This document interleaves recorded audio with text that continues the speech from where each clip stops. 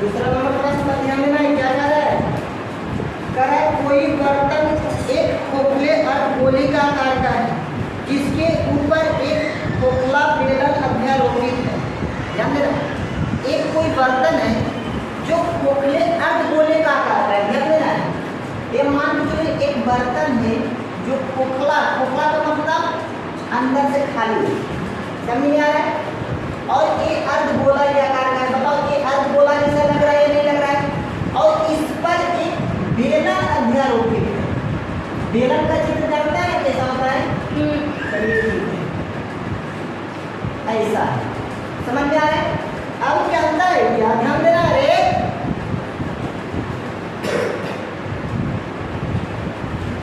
अर्धगोले का व्यास है जो 14 सेंटीमीटर दिया है।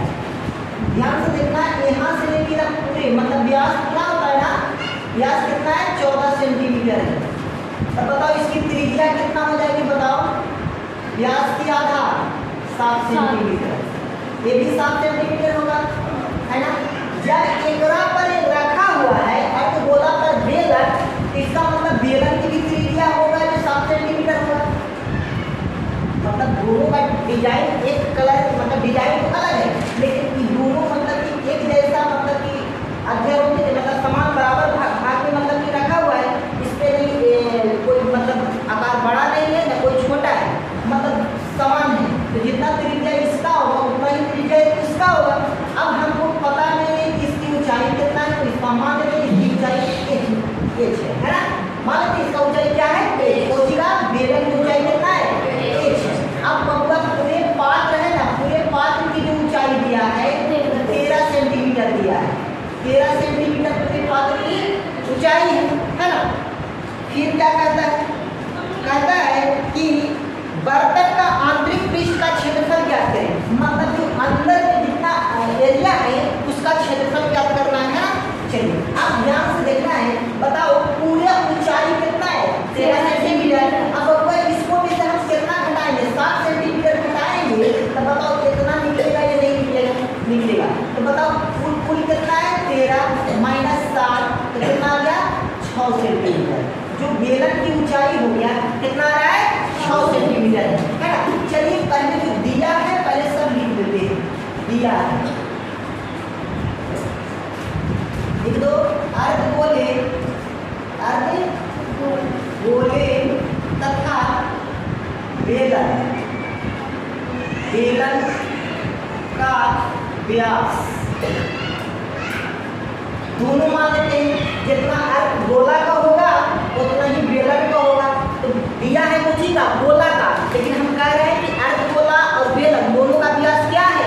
14 सेंटीमीटर है ना? तो बताओ व्यास कितना दिया है? 14 सेंटीमीटर। तो बताओ त्रिज्या हमारे पास कितना हो जाएगा? त्रिज्या r बराबर क्या होता है? व्यास बटा में 2 होता है या नहीं होता है? जिसे d बटा 2 भी कह सकते हैं, है ना? चलिए व्यास हमारे पास कितना है? 14, अब बट्टा में 2, 7 गुना 14, r के मान कितना कर दिया? 7 सेंटीमीटर। कोई दिक्कत हो रहा है? अब यहाँ पर ध्यान देना है रे बच्चा रे, त्रिज्या है जो हमारे बेलन पे भी काम कर रहा है और अर्धगोला का भी काम कर रहा है। समझ में आ रहा है? अब यहाँ पर ध्यान देना है जो हमारी ऊंचाई हो गया बेलन की ऊंचाई, बेलन की ऊंचाई मान लेते माना क्या है? 1 सेंटीमीटर। हमको इसको निकालना पड़ेगा है ना? बताओ पूरे पात्र की ऊंचाई कितना है?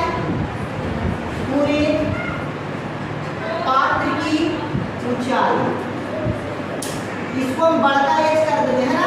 कितना है? 13 सेंटीमीटर। बब्बा हमको चाहिए सिर्फ कितना ना? तो बताओ कितना होगा? बेलन की ऊंचाई का माइनस बेलन की ऊंचाई h बराबर कितना हो जाएगा? 13 माइनस में 7 ना हो, क्योंकि इसका ऊंचाई कितना दिया? मतलब त्रिज्या कितना दिया? 7 सेंटीमीटर दिया है। तो बताओ h की मान कितना आ गया? 6 सेंटीमीटर।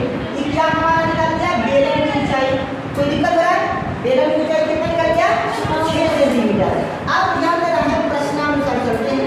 प्रश्न में क्या कहता है? प्रश्नानुसार प्रश्न में क्या कह रहा है? बताओ प्रश्न में कहता है क्या?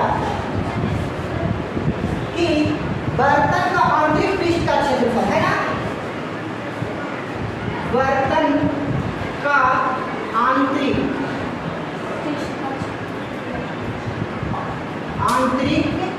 पृष्ठ का क्षेत्रफल।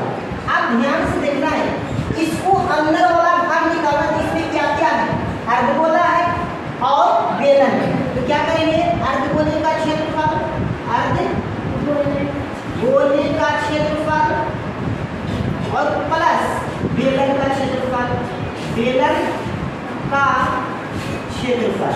अब बताओ, ध्यान से देखना है, अर्धगोले का क्षेत्रफल क्या होता है, 2 पाई r स्क्वायर होता है या नहीं होता है।